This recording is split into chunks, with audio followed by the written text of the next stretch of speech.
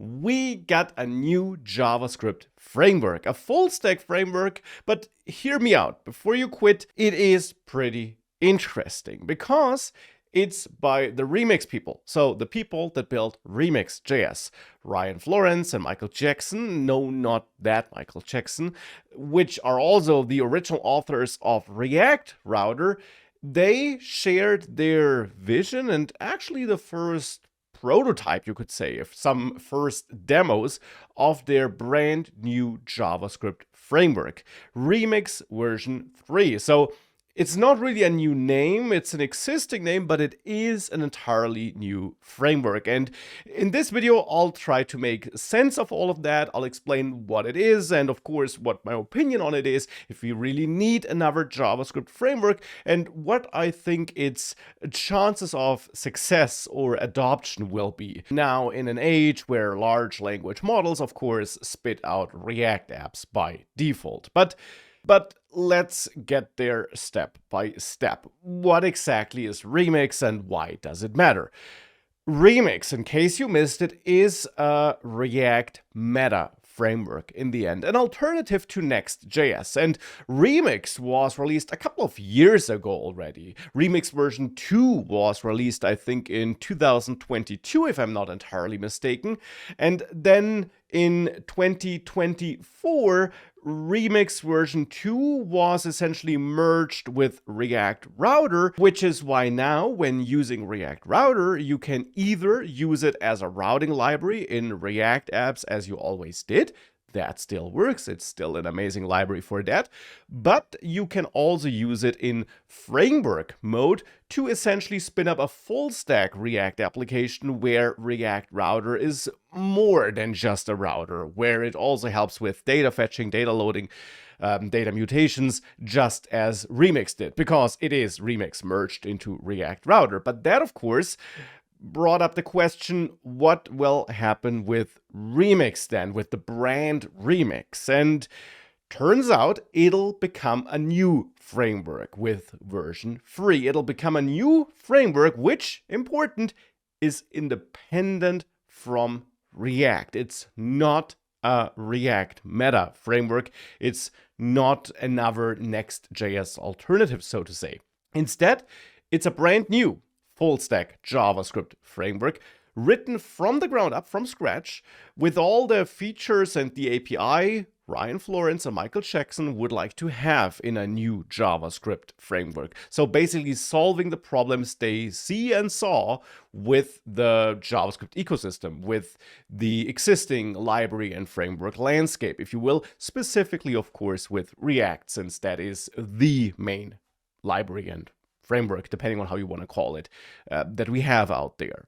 So what's this new Remix all about? Well, last Friday, we were able to get a first demo, a first glimpse at the API, and I'll link the full live stream where you can watch the entire announcement event below this video, of course, in case you want to go through it all, but be aware of the fact that it will be around 4 hours of non-stop demo and explanation. I watched them so that you don't have to if you don't want to, but definitely take a look if you want to learn more.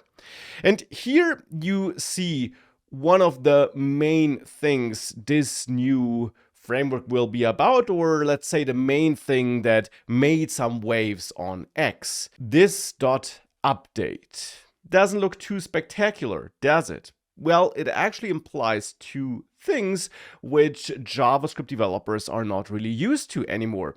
A, the usage of the this keyword. I mean, old people like me, we learned all the quirks and features of this when we got started with JavaScript. Nowadays, you don't really use it a lot. In React, you will probably never write this, but it is a keyword built into JavaScript. They are leveraging the this keyword to expose some APIs to you. Where do you get access to those APIs? Well, you still write functions. So you don't write classes, even though you might think you do with the this keyword. But when working with Remix, you're still building components and you'll still use functions for that. So just as you know it from React, but those component functions will look a bit different. But let's get back to this .update. I mentioned there are two important things about that. This is one of them. Update is the other, because in Remix version 3, you will have to tell the framework when it should update the screen, when it should re-render. And that is, of course, something we're not used to anymore. Because in React, but also in Vue and Angular, you rely on the framework determining for you when to update. In React, when you call set state, you're assigning a new value to the state you're managing, and that will then also trigger a UI update, but not necessarily instantly. Instead, React will do some batching, will collect multiple state updates potentially, and so on. But eventually, it will update the UI. So with set state, you kind of tell React that it should update the UI, but you mostly tell it that some value changes and that it's an effect of that the UI will be updated, that the UI will be re-rendered. With Remix, it's different. With version 3 of Remix, I should say. There, you'll manage your state in standard variables. Nothing special. There is no use state hook or anything like that. There are no hooks at all, actually. And you then just call this.update whenever you know that the UI should update. So you can change a bunch of variables and not call this update and UI will not be updated, or you change a bunch of variables and you call this.update and UI will update. That's how it will work. And it seems a couple of people, you know the internet, well, people on the internet, they're horrible. A couple of people got some problems with that. I'd say, let's see how it works. I mean, it's a new approach, and the old approach definitely works well, I guess. There is a reason why it's being used in all those libraries and frameworks, but the old approach definitely also has the potential to be a foot gun, which can lead to situations where it's not really clear why something updates or does not update. And in more complex apps, and especially with newer versions of React, which have become quite complex with lots of hooks and stuff, it can be overwhelming to truly understand what's going on. And that is one reason why they're going back to a simpler API where you have full control. They're also using the this keyword to expose a couple of other APIs to you, but not a lot actually, because clearly the idea is to keep the framework simple and focused and give you a good developer experience and make it easy to use this framework. Also,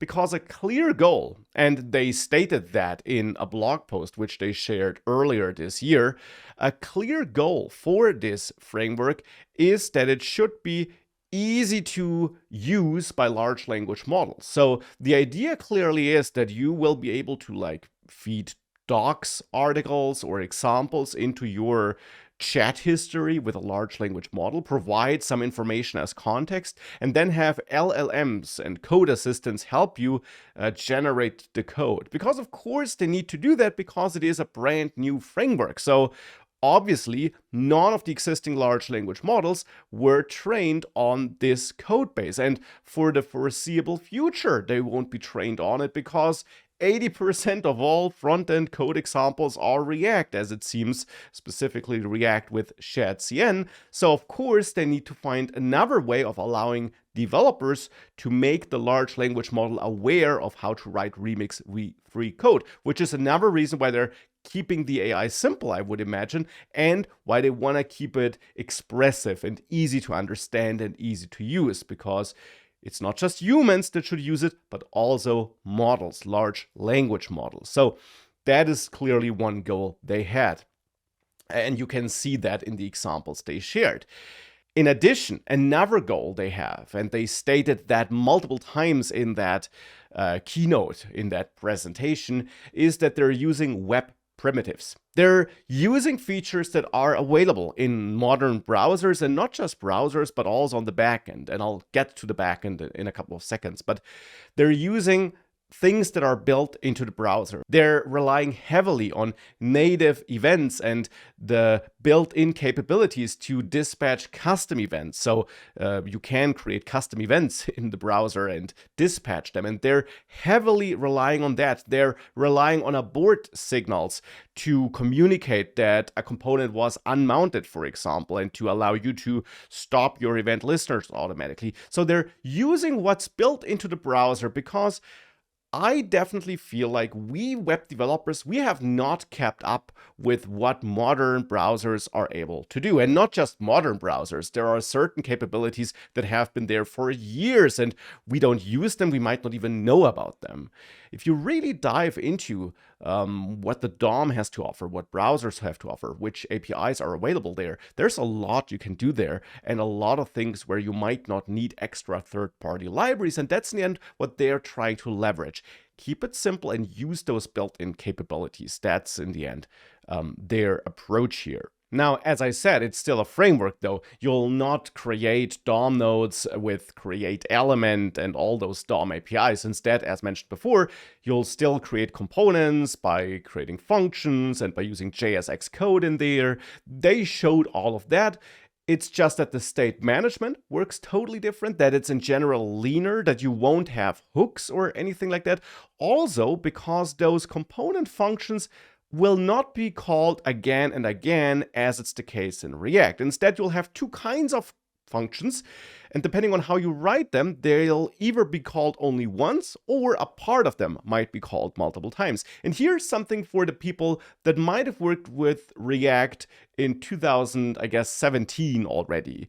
Back then, you might recall we had two types of components. We had class-based, stateful components that could manage state and that could update when that state changed. And we had stateless components, and that were the component functions back then. And then we had React hooks, and all components became component functions eventually, and they can now be either stateful or stateless. Remix version 3 is taking that old school React approach, so to say, but not with classes or functions, but instead always functions, but different types of functions. If you have a function that returns JSX, it's a stateless component in the end. You can't call this update in there and expect the component function to be executed again. That's not how it will work. You can accept props, and if the parent component re-renders, your component function will be executed again and so on, but you can't manage state in there. You do turn a component function into a stateful component function, so to say, by not returning the JSX code, but instead by returning a function that returns the JSX code. So a component function that contains and returns a function that then returns the JSX code. That will then be, or that can then be, a stateful component. And there, when you call this.update, that function you returned will be executed again. At least that's how I understood it. So we have different component types, but again, a very simple API in the end, a very simple way of differentiating between stateful or stateless component functions. And then there's the backend, because Remix version 3 is not just a front-end framework. Instead, it's a full stack framework. It's intended to be a full stack framework. By the way, they will also be shipping a component library that makes it simpler to build complex form components and so on. I should also mention this. But back to the backend. It will also come with a backend part. It aims to be a full stack framework, frontend and backend combined. Again, without React entirely. Instead, they're rebuilding it all from scratch, so to say. But on the backend, you'll get a router, a pretty capable, powerful router, because obviously, since they built React Router for the last 10 years, they know a lot about routing. So you'll get a powerful router. You get the capabilities to return JSX code and remix components in your routes and hydrate those components on the server. They come up with their own alternative to React server components, a simpler alternative, which allows you to return a component which may then update after being served on the client by refetching parts of the DOM. So when you delete something, for example, you could send a request from the client to that server and get back some HTML code that can be hydrated again to update parts of the DOM. So they are giving us all these features to build snappy, modern, single page-like full stack applications, just as you can with Next.js or the React Router framework mode or other frameworks like TanStack Start, but simpler. That's the clear goal. Have a simple way of building those apps. That's what they want to do. There is more in this presentation. It's long, but that is kind of the the most important part, I'd say. That's my main takeaway. They want to give us a powerful, simple, full stack framework. They're writing it from scratch. We have manual updating and so on. So everything I described. Do we need that? That's the big question. And I guess another big question, will it succeed? Obviously, both questions are pretty hard to answer, but I'll try my best. Do we need that? Well, I think we have a lot of JavaScript frameworks out there, and clearly there will be many people that say we have too many. So the answer then is no. I always thought, even back in 2018, when we had a new framework every week, even back then, I thought that it's always good to have innovation and to try out new ideas. I don't think we need a new framework that's just like React with some tiny differences. I don't think we need that. But a brand new approach with that manually triggered updating and all these other little things they have, I think that is a great idea. It's definitely worth a shot. It sounds interesting. It might give us a simpler alternative to React, which is amazing, but has become quite complex over the years. So yeah, we might need that. Will it succeed? That is another question, of course, because especially now in the age of AI and large language models, obviously those models will typically recommend React by default. Now, on the other hand, people that don't know how to write code, of course, are not the target audience necessarily, at least not directly. I'll get back to that. So it doesn't matter there. Now, experienced developers, however, might be interested in using Remix and simply steer the large language model with help of official examples and so on to generate Remix code. Simply because they want to have a simpler code base. Because ultimately, as developers, we still touch our code. We might generate large parts of it, but we still control the large language model. We still tweak parts of the code. We might write bigger parts of that code if we have a very specific feature in mind that the AI just can't seem to get right. So obviously, we still care about the tech stack as developers. I still care, at least, and I'm sure some of you do too. So there it might be interesting to try out something else. And as long as that framework is easy to use with large language models, there are enough resources to teach the large language model how to use it, which of course is something they seem to focus and seem to have as a priority. That sounds good to me, so that might definitely give them a valid chance of success. It will obviously be difficult, but hey, that would have always been the case, I guess. So I see chances, but of course, it's a crowded market, to put it like this. Now, what's important though is that Remix belongs to Shopify. Back in 2022, Shopify bought Remix, you could say. So Remix, the Remix team, became part of Shopify. Now, Shopify clearly, of course, is interested in having a framework that's actively maintained and that's being used at least inside Shopify. And with that, I don't just mean inside the company for their Shopify marketing and branding pages. I mean for the Shopify shops.